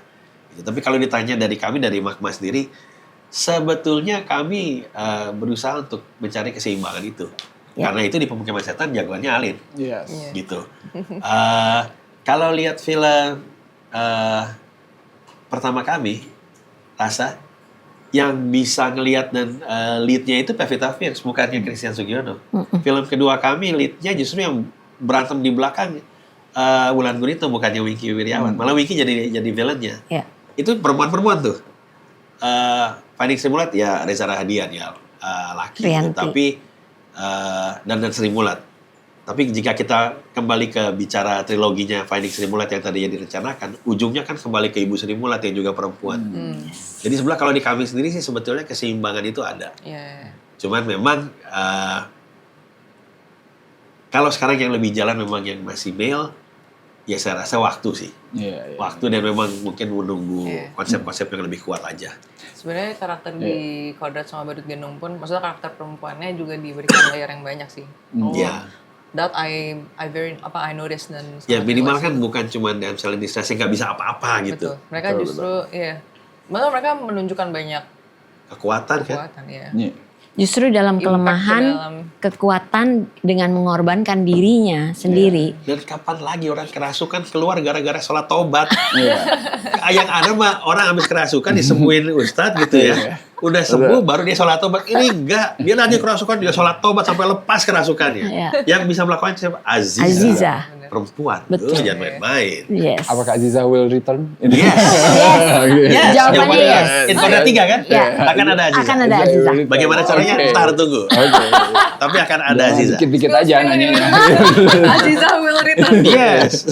Akan ada Aziza. Di Kodrat 3. Iya. Bagaimana caranya? Kayak Ya Avengers. nanti tunggu. Pengumumannya kayak Avengers. Aziza will return. Cuman nggak bisa ditaruh di film Kodrat Iya. 2-nya aja. Benar, Tapi di sini benar. kami nyatakan yes, Akhirnya Aziza benar. will return. Aziza akan return. Tapi ngomongin Kodrat 2 spesifik sama Badut Gendong ya, gue juga ngelihat ada hal yang menarik nih. Ada villain lain, yaitu sebuah korporasi gitu ya. Maksudnya di Kodrat 2 mereka tertekan di bawah tekanan pabrik gitu ya. Di Udut Gendong ada juga gitu ya sebuah perusahaan yang ingin menggusur warga di sana. Ini sebenarnya Pak CG Bu Lina ini benci sama korporasi apa gini? Kayaknya ada sedikit nih. Ini harus perusahaan. Sampai batuk. Jadi begini, menjawab pertanyaan itu. Minum Maaf, tadi maaf. ada di bawah. Gimana? Ini karena pasti bawa AC. Suara udah agak-agak bidang, jadi mohon maaf. Terima kasih. Menjawab pertanyaan itu. Konsep korporasi datang dari Mas Asaf Antariksa. Jadi silakan tanya beliau. Mas Asaf gak ada di sini. Gue lemparin aja ke dia dulu. Tapi gitu. Iya. Sorry Mas Asaf. I love you. Tapi seru gitu, soalnya di Kodrat 2 kan korporasi itu bagian dari ilmu hitam gitu. Sementara di Bergendong korporasi ini justru menentang adanya yang seperti itu gitu. Tradisi-tradisi gitu ya. Jadi kayak memperlihatkan dua hal yang persis tapi beda gitu dalam prakteknya. Ya, Sama lucu hidup juga aja. mirip. Iya. Kehidupan asli. Iya, bener. Tapi kan dalam hidup kita saat ini juga makin banyak sebetulnya korporasi-korporasi yang juga mungkin menyamakan, tidak semua ya, tapi menyamakan para anggota dari tiap-tiap perusahaan itu yang sama dengan hanya angka. Iya. Sangat banyak. Betul. Jadi mereka itu sebatas angka, sebatas nomor induk pegawai. Serius ini. Gitu. Jadi oleh karena itu sebetulnya Berat. ini juga merupakan sebuah representasi yang mungkin Mas Asaf dalam hal ini mencoba untuk justru menghadirkan di dalam universe kita, tapi juga kan kita tidak bisa lepas dari realita. Kalau aku melihatnya sih lebih begitu. Yang seru karena kita kemarin sudah membahas Kodrat plot dari Kodrat 3. 3. Setelah kita selesai membaca draft kesekian dari si Buta. Wih, Wih. bukan spill lagi nih. Mas Asaf bilang, Kodrat 1 di Kampung Kober. Kampung Kober. Kodrat 2 kita ke kota, industrial. Di pabrik. Kodrat 3 kita harus cari elemen, lokasi, dan lingkungan yang berbeda lagi. Kita kan gue bilang, kan balik dulu ke Kampung Kober. Kampung Kober. Iya, tapi kan Bisa sudah Kober. hancur. Betul gue bilang. Karena itu bisa, ya boleh, tapi hanya sebagai awal. Abis itu kita mesti pergi lagi kemana? Oke. Ya silahkan diusulkan dulu. Oke. Jadi ya bahkan mikirin ke situnya ya, flavor ininya. Bahkan diskusi sama Hadi Pradigya, jadi tonnya dari merah ke industrial agak sedikit Coklat. biru ke merah hijau kan pertama. Iya. Orange hijau gitu, merah orange hijau. Ke industrial lebih ke biru gitu ya, biru abu-abu gitu. Ini tone warna yang ketiga mau apa gitu. Itu bahkan sampai kadang-kadang kita mikirin itu, kalau yang dekat ke warna itu tone-nya apa gitu. Chris apa Chris gitu. Iya, berarti kan salah satu yang mengirim propose idenya. Berarti Kodrat 3 tidak akan melawan korporasi lagi ya? Mungkin. Harusnya Kodrat 3 akan fokus melawan ini kekuatan iblis ya. Iya. Karena memang dia terakhir udah marah, dia kejar, dan Aswala kan lari ya. Iya. Begitu Dia dia tidak lari. merasuki CEO apa gitu asal. Oh, CEO yang menyamar. Ternyata dirasuki Aswala. Kalau rencana sekarang memang Aswala akan lari dan nanti dia akan datang ke ininya, masternya.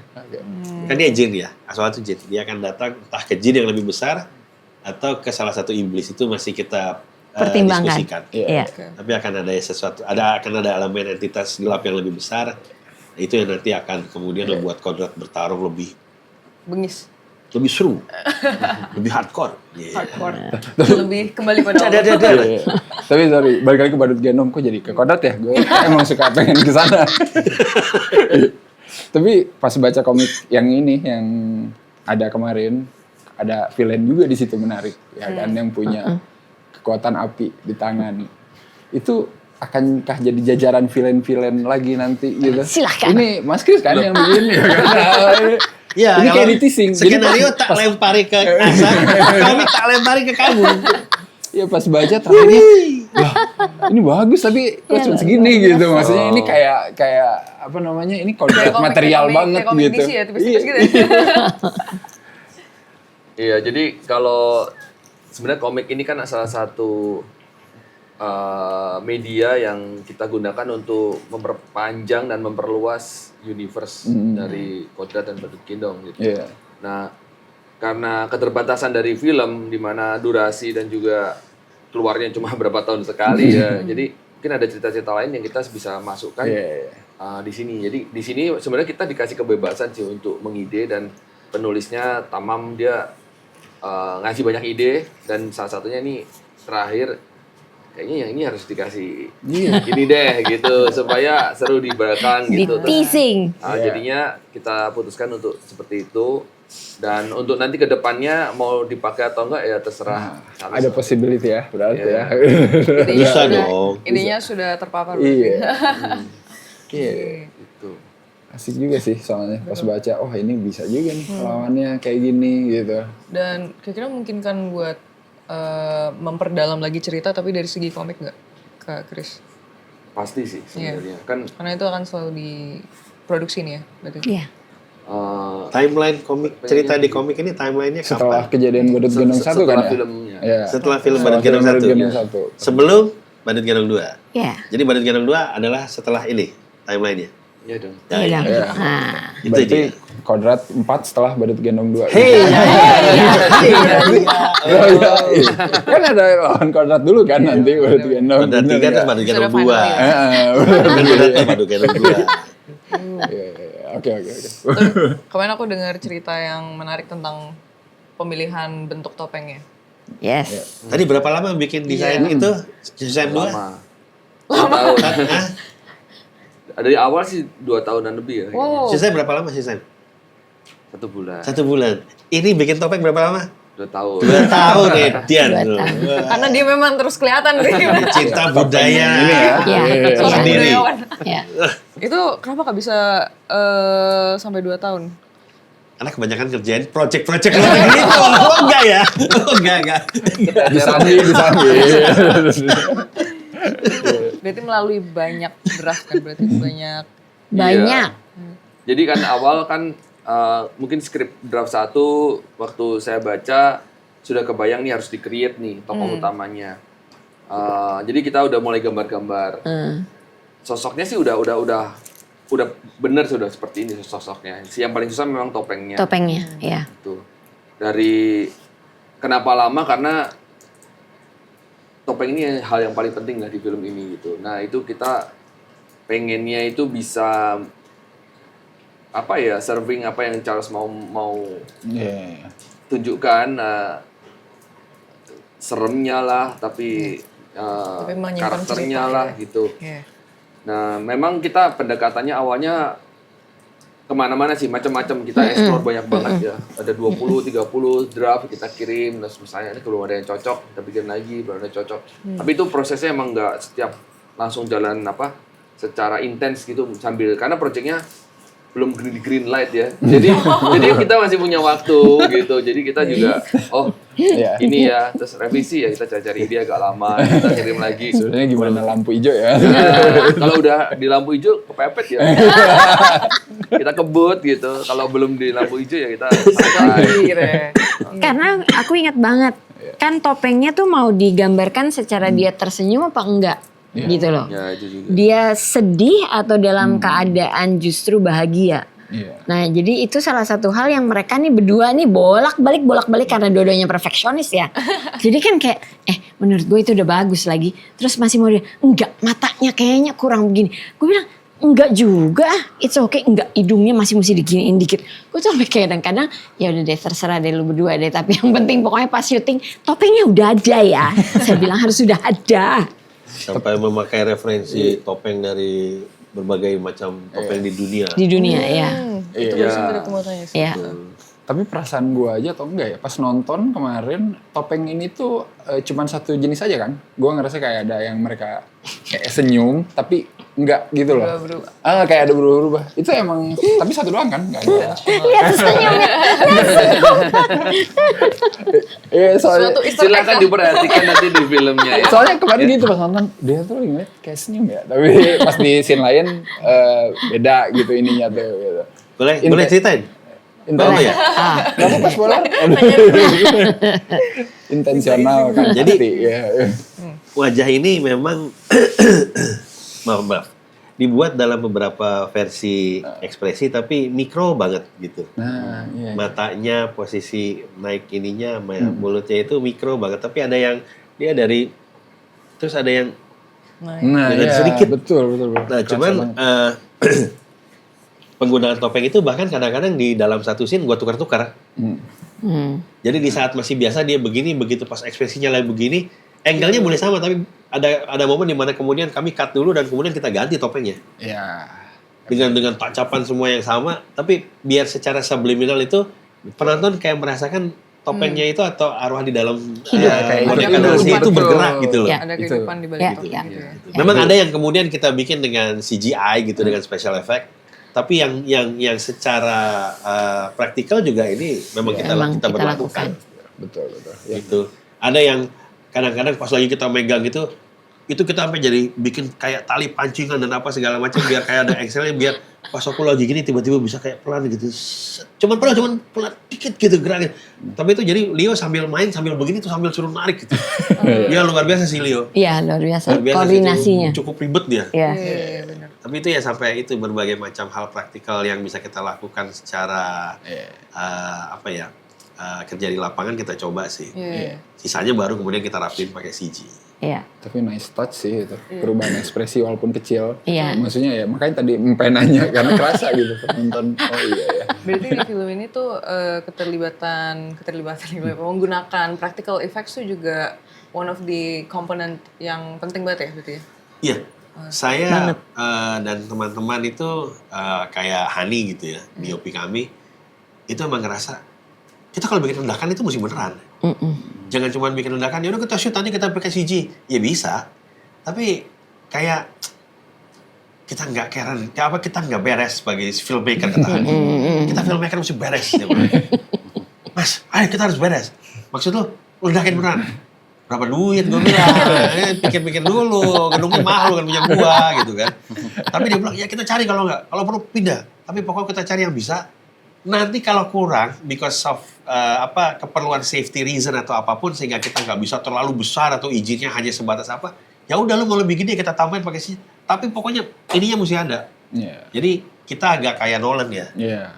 Mungkin kalau mau pakai referensi ya Nolan salah satu yang tetap kepengen ada practical magic. Udah ada yang umur 2, practical magic. Ya. Aku penyuka. Ada practical effects yang kemudian memang kita lakukan di dalam setiap produksi sih. Bahkan untuk menciptakan sebuah desanya Darso dan Darsi, itu semua kami bangun loh. Oh, oke. Jadi Semuanya? nggak ada desanya. Jadi kami ke Banyuwangi, kami pinjam hutan jawatan. Iya. Hutan jawatan itu kalau ini keseluruhan hutan jawatan, kami pinjam setengahnya selama 1 bulan. Kami syuting di sini karena di sini sudah ada set tempatnya si Le Badrun, itu kelapa ya kan. Terus udah ada rumahnya Yutini, udah ada siapa. Jadi memang benar-benar kami set ya dengan bantuan Krisli untuk memperlihatkan segala dan sesuatu supaya memang tempat ini adalah tempat di mana Badut Gendong atau si Darso Darsi itu sebenarnya hidup. Dan itu lumayan ribet ya karena 2,5 hari sampai 3 hari itu yang saya bilang kemarin hujan. Dan ketika sudah hujan karena dia hutan jawatan masih kurang. Oh ya, silakan tambahkan. Setelah di sini nih ada rumah Yuti, ini ada apa? Kita sambil syuting. Oh, di iya. sini kan dibuka buat tempat umum. Betul. Karena kan memang nggak bisa kita tutup semua karena dia kan tempat wisata. Tempat wisata. Tapi sambil orang berwisata di sini kita membangun rumah-rumah yang lain. Jadi begitu ini selesai, rumahnya bongkar, nah kita pindah syuting ke sini. Ya. Gitu. Jadi balai desanya di sini. Iya, Jadi kita bikinnya iya. simultan tuh kerjanya. Sampai rumahnya si Darso Darsi kan dibakar. Iya, dibakar. Iya kan? Orang tua tuh di Laswi Heritage. Iya, Itu betul. tempat segede-gede bagong itu kemudian satu syuting di sini, satu di sini begini. Ya itu Om Frans dengan ya. ini kecepatan gerak tim Ya. set buildernya.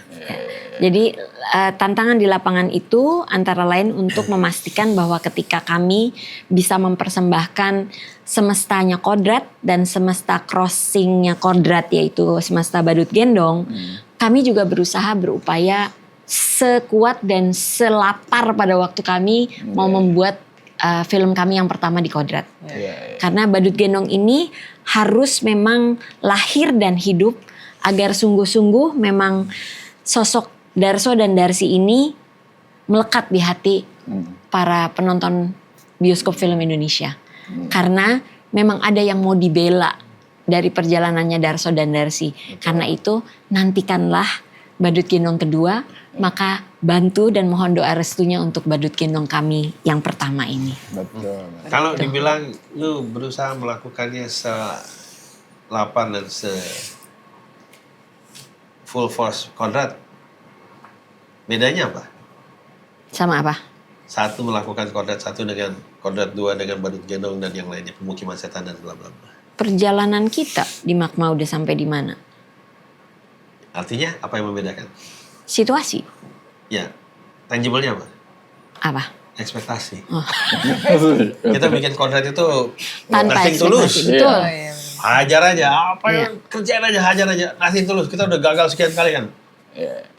Apalagi satu lagi, paling berantakan kan gitu kan. Udah bubar jalan nih kalau misalnya gagal gitu. Tapi ya udah kita kerahkan semua tenaga. Ya. Begitu udah punya Konrad memang jadinya oke.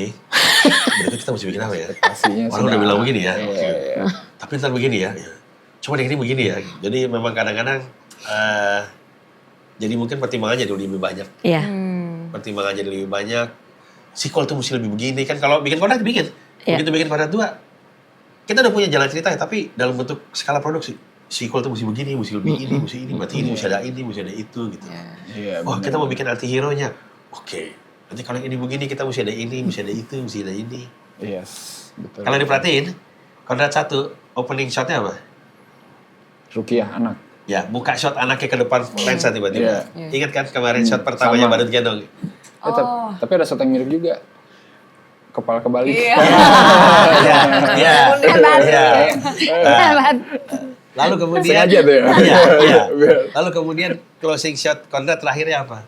Motor menjalan. Iya. Ya. Kita nggak bisa bilang itu, karena itu kalau itu nggak boleh di-spill ya. Tapi, Gua kira mau tapi ada yang ngomong menjauh. lagi. Tapi ada yang menjauh. Ya kan dia tetap ada yang menjauh sebelum rolling title kemudian jalan. Ya. Jadi memang ada inilah kedekatan yang kemudian kadang-kadang kita taruh, Mbak. Lucunya bikin universe ya itu. Iya, benar. Bahkan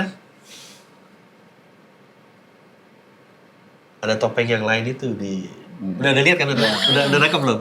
Iya. Topeng atau kaca ya Iya. maksudnya. Udah, yang lain disebutin. Lah nggak apa-apa kan. Iya. Ya, karena memang itu menjadi bagian dari perjalanan kami di Magma sih. Iya. Betul. Itu kalau dibilang bukan punya maksud yang Tertentu. mau gimana atau apa, Iya. tapi ya kita pernah loh kerjain itu. Iya. Iya. Short movie-nya minimal pernah hadir gitu. Iya. Di YouTube pun masih ada kalau mau Iya. dicari. Kita ada trailernya walaupun cuma Ada. semenit gitu ya. Tapi ya itu salah satu kerja kami dan salah satu pintu masuk kita ke keluarga Konrad hari ini gitu ya, Iya. dengan krunya. Ya, saya bilang nggak apa-apa pas lagi kita bikin itu, yuk kita taruh ya. Gitu. Betul. Setuju sih. Tapi gue harus apresiasi sih. Maksudnya mengembangkan universe kan bukan hal yang gampang ya. Dan pas ada Badut Gendong, yang terlintas di pikiran gue tuh kayak, oh ini gue suka arahnya gitu. Karena dibangunnya personal dulu semua karakternya kan. Konrad 1 udah ada. Iya. Dan lalu 1 Badut Gendong juga karakter Darso aja fokus gitu kan. Dengan kehidupannya personalnya gitu. Kayaknya itu yang emang bisa diterapin sama kita sih, terutama di film-film Indonesia. Terus terang, gitu. salah satu masukan lu dan teman-teman di sini Krip gitu ya, yang memang suka ngomong itu di beberapa podcast bahwa ya udah ini nih, stay true ini aja, jangan kemana-mana dulu, Iya, betul. gitu. Dan waktu kayak misalnya kita dapat ajakan untuk kemudian ikut bergabung di sinemanya Bumi Langit gitu, kan juga banyak yang komen, mudah-mudahan jangan jauh-jauh nih, kan kemarin gede. Ini mulai lagi yuk, tapi ini aja dulu jadi ini gitu. Ya masukan-masukan itu kami terima dan kami jadikan pegangan sih. Betul. Nice to have lah, kayak MCU phase pertama lah gitu. 3 film pertama lah. 3 film pertama lah. Iya, bangun foundation. Iya, bener aja dulu gitu. Betul. Tapi tadi ngomongin mengembangkan suatu universe ya.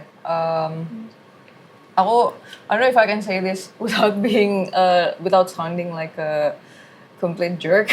Cuman, nggak. Aku tuh, jadi sebenarnya aku tuh dulu jarang nonton film Indonesia. Karena ada suatu hal yang bikin aku kurang puas gitu sama film Indonesia, yang dimana itu adalah suatu penulisan ceritanya sih. penulisan cerita, penulisan dialog, penulisan plot. Kadang tuh aku mikir kayak, aduh kok ini nggak bisa relate gitu, kayak ini aku nggak resonate sama karakternya gitu. Iya. Tapi di beberapa tahun terakhir akhirnya banyak film-film yang dengan genre yang lebih bervariasi bermunculan, dan disitulah salah satunya Kodrat, dan disitulah kayak aku udah mulai nonton lagi gitu. Dan itu juga yang aku pick up sih dari Kodrat dan juga Badut Gendong ya kemarin. Dari segi storytelling, kemarin aku sempat ngobrol juga sama Cilinda off cam. Kayak aku nanya kayak tentang, iya aku tuh tadi nonton, aku punya privilege buat nonton duluan. Tadi pas lagi nonton tuh aku ngerasa kayak, iya semua scene-nya tuh kayak dirasa ditulis dengan suatu purpose gitu. Gitu. Dan ternyata prosesnya juga proses yang panjang ya. Luar biasa. Proses yang panjang untuk menulis cerita ini gitu. Untuk untuk bisa bikin flow-nya tuh jadi dirasa natural gitu. Dan bisa ada resonansi kepada audiensnya gitu. Tapi ada, ini sudah di dalam standar yang memuaskan CGK atau kayak sebenarnya lo ngerasa ada yang pengen dieksplor lagi nih, atau pengen ada yang dimaksimalin lagi di next project-nya gitu? Badut Gendong. Kalau bicara itu gini, sedikit to touch soal penulisan skenario, aku harus mengakui ya, dengan berkembangnya industri perfilman Indonesia yang sekarang semakin baik, SDM kita juga meningkat.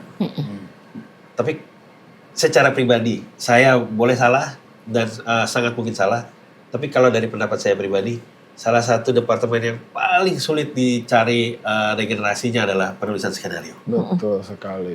Itu susah sekali nyarinya. Bukan berarti tidak banyak penulis skenario di Indonesia, yang baru-baru yang juga bagus ya. Salah satu penulisnya Senin Harga Naik, Nino, salah satu yang baik gitu ya, baru gitu loh, penulis muda yang sangat baik. Tetapi memang mungkin jumlah perkembangan dan ininya tuh kalau dibandingkan departemen teknis yang lain, ini mungkin agak Lambat. lebih lambat gitu ya. I see. Jadi kalau bicara balik ke proyek Badut Gendongnya, saya merasa bahwa apa yang sekarang dihasilkan bersama kerja teman-teman ini adalah sebuah hasil yang saya amini. Saya puas dengan kemudian apa yang bisa kami capai dengan kondisi dan keadaan yang ada pada saat ini. Tapi tentu kayak misalnya dalam syuting gitu ya, schedule kita tadinya berapa puluh hari, lalu kemudian kena hujan gitu ya, lalu berkurang jadi sekian hari gitu kan, sehingga kemudian harus melakukan penyesuaian dan adaptasi. Itu aja udah berarti ada yang nggak sesuai dengan harapan awal gitu. Tapi bahwa penyesuaian itu harus tetap dilakukan karena menjadi bagian dari sebuah perjalanan dan proses produksi. Ya itu semua orang juga mengalami itu, bahkan di luar negeri. Jadi ya chin up, live with it gitu loh. You walk the line dan do your best. Nah, tapi bapak kami itu selalu bilang, kan memang kadang-kadang saya bilang, aduh ini gini ya. Ini misalnya kalau kemarin begini mikirnya, aduh ini gini ya. Aduh ini gini ya. Setiap film ada aja tuh gitu. Sampai kemarin gitu kan. Gue tiba-tiba mikir, aduh. Ini salah satu yang lumayan gimmicky kan, aku udah bilang, ini Kiva kalau kamu bahasa Inggris ini, gue bilang nih beberapa ini, Damn it. ini gitu kan.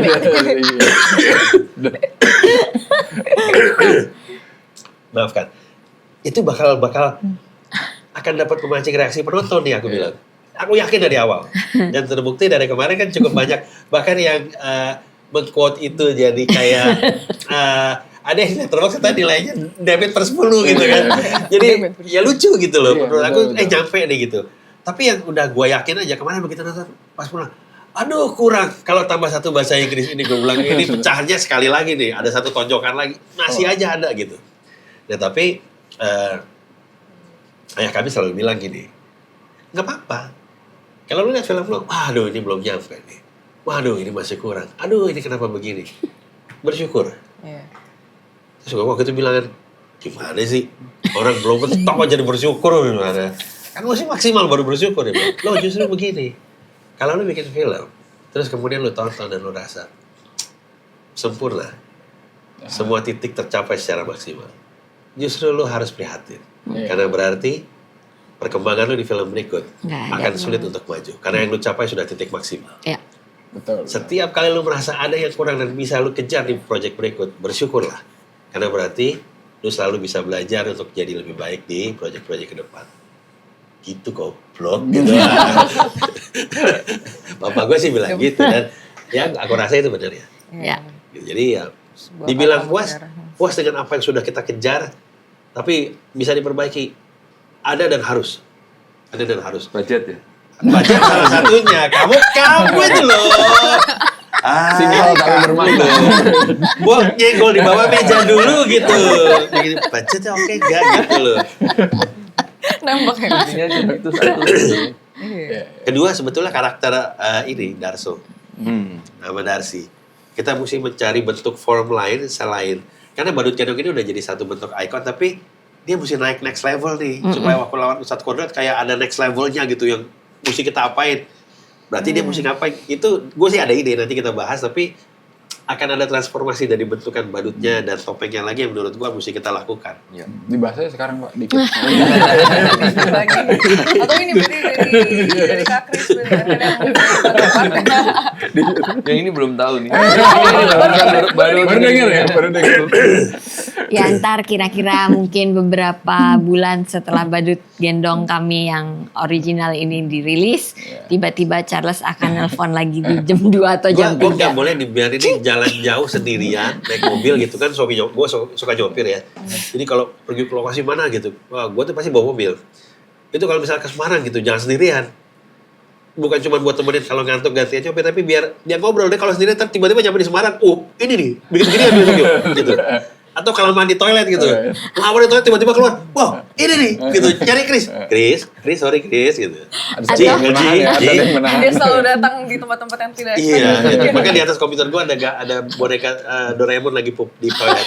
Tapi sambil baca buku, ada tuh.